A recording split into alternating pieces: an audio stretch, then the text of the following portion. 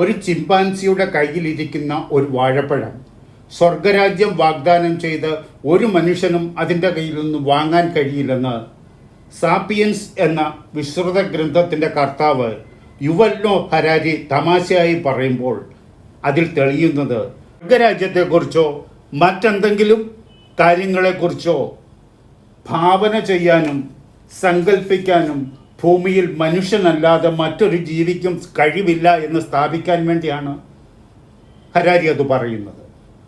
ഒരേ സമയം യാഥാർത്ഥ്യങ്ങളിലും യാഥാർത്ഥ്യങ്ങളല്ലാത്തവയിലും ഒരേപോലെ വിശ്വസിച്ച് മുന്നോട്ട് പോകാൻ കഴിവുണ്ടെന്നുള്ളതാണ് മനുഷ്യവംശത്തിൻ്റെ മേന്മ. അതുകൊണ്ടാണ് മറ്റു ജീവികൾക്കുമേൽ ഭൂമിയിൽ മനുഷ്യന് അധീശത്വം പുലർത്താനും അവയൊക്കെ കീഴടക്കി ഭൂമി ഭരിക്കാനും കഴിയുന്നതെന്ന് ഹരാരി പറയുന്നു. നമ്മുടെ ധനം, നമ്മുടെ ദേശീയത, വംശമേന്മ, രാജ്യസങ്കല്പങ്ങൾ പോലും കഥകളോ ഭാവനകളോ മാത്രമാണ്. കുറച്ചുകൂടി കൃത്യമായി പറഞ്ഞാൽ സങ്കല്പങ്ങളെയും ഭാവനകളെയും സഹകരണത്തോടെ സത്യമെന്ന് കരുതാനുള്ള കഴിവാണ് മനുഷ്യവംശത്തെ മുന്നോട്ട് നയിക്കുന്നത്. എന്നാൽ ഇപ്പോൾ മനുഷ്യന് ഒപ്പമോ ഉപരിയായോ അത്തരം ഒരു ശക്തി കൂടി ഉണ്ടായാൽ ലോകത്തിൻ്റെ കഥ എങ്ങനാകും? ഇതുപോലെ ആയിരിക്കില്ല ഭാവിയിൽ. ഇതിപ്പോൾ ചിന്തിക്കാൻ കാര്യം GPT-4 അഥവാ നിർമ്മിത ബുദ്ധിയുടെ പെട്ടെന്നുള്ള കടന്നുവരവിൽ ഹരാരി കാട്ടിത്തരുന്ന മനുഷ്യവംശത്തിൻ്റെ മേൽക്കോയ്മ എത്ര നാൾ കൂടി നിലനിൽക്കും എന്ന ചിന്തയാണ്. ലിയോൺ മസ്ക് അടക്കമുള്ള കോടീശ്വരന്മാരും നിരവധി കോർപ്പറേറ്റുകളും അടങ്ങുന്ന 1000 പേർ ഒരുമിച്ചൊപ്പിട്ട് നിർമ്മിത ബുദ്ധിയെ നിയന്ത്രിക്കണമെന്ന ഒരു നിവേദനം ശാസ്ത്രലോകത്തിന് സമർപ്പിച്ചു കഴിഞ്ഞു. ഈ പശ്ചാത്തലത്തിൽ ഹരാരിയുടെ ഈ പ്രസംഗം അവരുടെയും ചിന്തയെ ഉദ്ദീപിപ്പിക്കുന്ന ഒന്നാണ്. പ്രത്യേകിച്ചും നിർമ്മിത ബുദ്ധിക്ക് അതിനെ പരിചയപ്പെടുത്തിയിട്ടില്ലാത്ത, അതായത് ആദ്യമായി അഭിമുഖീകരിക്കുന്ന ഒരു പ്രശ്നത്തെ പോലും നേരിടാനും പരിഹരിക്കാനും കഴിവുണ്ടാകും ഭാവിയിൽ എന്ന് വിചാരിക്കുമ്പോൾ കാര്യം അല്പം ആശങ്കാകുലമാണ്. 70,000 years ago, our ancestors were insignificant animals. The most important thing to know about prehistoric humans is that they were unimportant. Their impact on the world was not much greater than that of jellyfish or fireflies or woodpeckers. Today, in contrast, we control this planet. And the question is, how did we come from there to here? How did we turn ourselves from insignificant apes minding their own business in a corner of Africa into the rulers of planet Earth? Usually, we look for the difference between us and all the other animals on the individual level. We want to believe, I want to believe, that there is something special about me, about my body, about my brain, that makes me so superior to a dog or a pig or a chimpanzee. But the truth is that on the individual level, I am embarrassingly similar to a chimpanzee.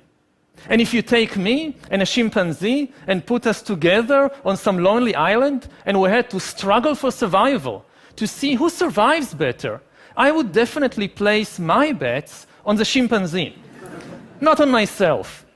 And this is not something wrong with me personally. I guess if they took almost any one of you and placed you alone with a chimpanzee on some island, the chimpanzee would do much better. The real difference between humans and all other animals is not on the individual level, it's on the collective level.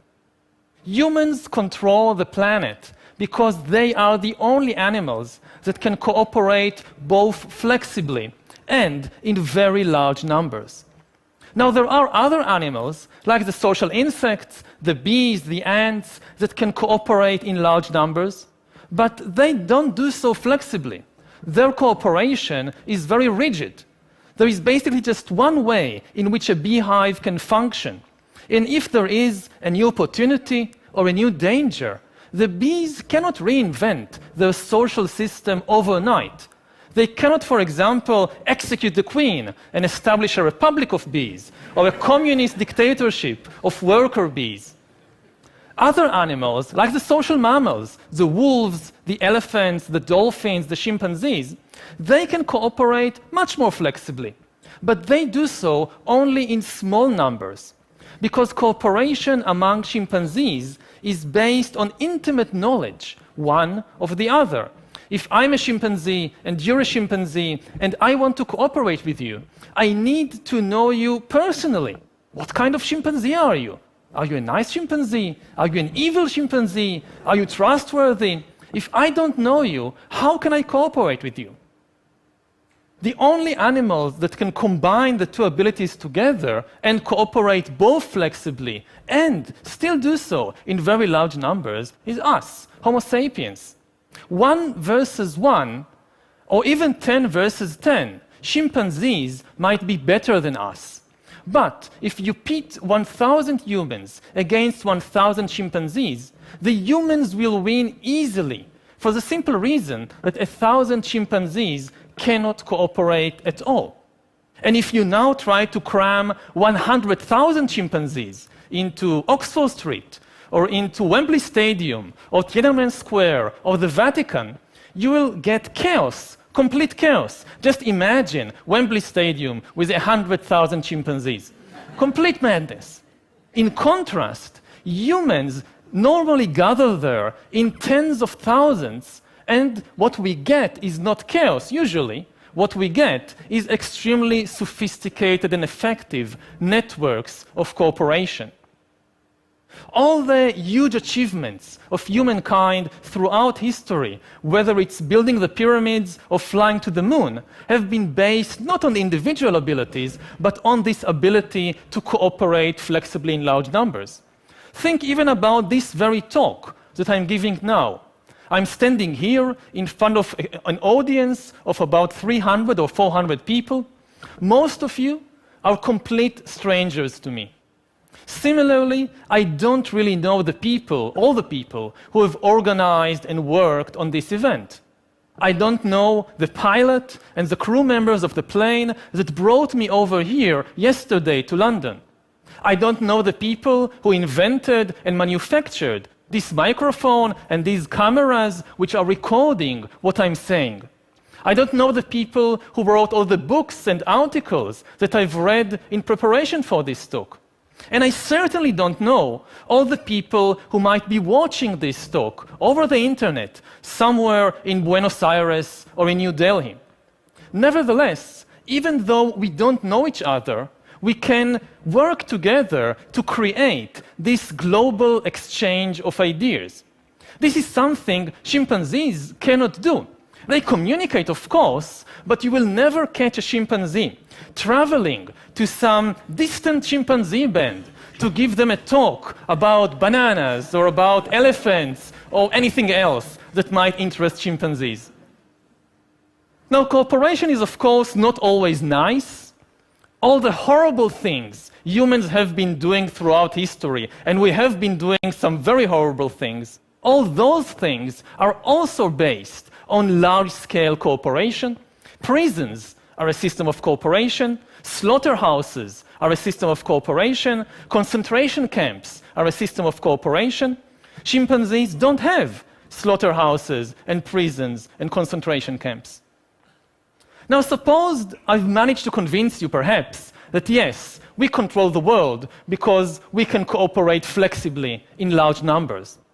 The next question that immediately arises in the mind of inquisitive listener is how exactly do we do it? What enables us, alone of all the animals, to cooperate in such a way? The answer is our imagination. We can cooperate flexibly with countless numbers of strangers because we alone, of all the animals on the planet, can create and believe fictions, fictional stories. And as long as everybody believes in the same fiction, everybody obeys and follows the same rules, the same norms, the same values. All other animals use their communication system only to describe reality. A chimpanzee may say, "Look, there is a lion, let's run away." Oh, look, there is a banana tree over there. Let's go and get bananas. Humans, in contrast, use their language not merely to describe reality, but also to create new realities, fictional realities. A human can say, look, there is a God above the clouds, and if you don't do what I tell you to do, after you die, God will punish you and send you to hell. And if you all believe these stories that I have invented, then you will follow the same norms and laws and values, and you can cooperate. This is something only humans can do. You can never convince a chimpanzee to give you a banana by promising him that after you die, you'll go to chimpanzee heaven and you'll receive lots and lots of bananas for your good deeds. So now give me this banana. No chimpanzee will ever believe such a story. Only humans believe such stories, which is why we control the world, whereas the chimpanzees are locked up in zoos and research laboratories. Now, you may find it acceptable that, yes, in the religious field, humans cooperate by believing in the same fictions. Millions of people come together to build a cathedral or a mosque or fight on a crusade or in a jihad because they all believe in the same stories about God and heaven and hell. But what I want to emphasize is that exactly the same mechanism underlies all other forms of mass-scale human cooperation, not only in the religious field. Take, for example, the legal field. Most legal systems today in the world are based on a belief in human rights. But what are human rights? Human rights, just like God and heaven, are just a story that we've invented. They are not an objective reality. They are not some biological fact about Homo sapiens. Take a human being, cut him open, look inside, you will find the heart, the kidneys, neurons, hormones, DNA, but you won't find any rights. The only place you find rights is in the stories that we have invented and spread around over the last few centuries. They may be very positive stories, very good stories, but they are still just fictional stories that we've invented. The same is true of the political field. The most important factors in modern politics are states and nations. But what are states and nations? They are not an objective reality. A mountain is an objective reality. You can see it, you can touch it, you can even smell it. But a nation or a state like Israel or Iran or France or Germany, this is just a story that we've invented and became extremely attached to. The same is true of the economic field. The most important actors today in the global economy are companies and corporations. Many of you perhaps work for a corporation like Google or Toyota or McDonald's. What exactly are these things? They are what lawyers call legal fictions. They are stories invented and maintained by the powerful wizards we call lawyers. And what do corporations do all day? Mostly, they try to make money. Yet what is money? Again, money is not an objective reality. It has no objective value. Take this green piece of paper, the dollar bill, look at it. It has no value. You cannot eat it, you cannot drink it, you cannot wear it. But then come along these master storytellers, the big bankers, the finance ministers, the prime ministers, and they tell us a very convincing story. Look, you see this green piece of paper? It is actually worth 10 bananas. And if I believe it, and you believe it, and everybody believes it, it actually works. I can take this worthless piece of paper, go to the supermarket, give it to a complete stranger whom I've never met before, and get in exchange real bananas, which I can actually eat. This is something amazing. You can never do it with chimpanzees. Chimpanzees trade, of course. Yes, you give me a coconut, I'll give you a banana. That can work. But you give me a worthless piece of paper, and you expect me to give you a banana? No way. What do you think I am, a human? Money, in fact, is the most successful story ever invented and told by humans, because it is the only story everybody believes. Not everybody believes in God. Not everybody believes in human rights. Not everybody believes in nationalism, but everybody believes in money and in the dollar bill. Take even Osama bin Laden. He hated American politics and American religion and American culture, but he had no objection to American dollars. He was quite fond of them, actually. To conclude then, we humans control the world because we live in a dual reality. All other animals live in an objective reality. Their reality consists of objective entities like rivers and trees and lions and elephants. We humans, we also live in an objective reality. In our world too, there are rivers and trees and lions and elephants. But over the centuries, we have constructed on top of this objective reality a second layer of fictional reality, a reality made of fictional entities, like nations, like gods, like money, like corporations. And what is amazing, that as history unfolded, this fictional reality became more and more powerful, so that today, the most powerful forces in the world are these fictional entities.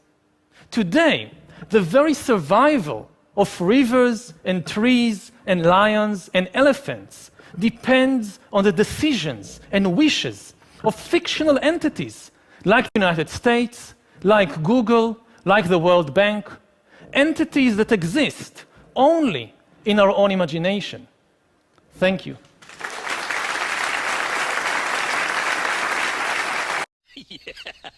Yeah.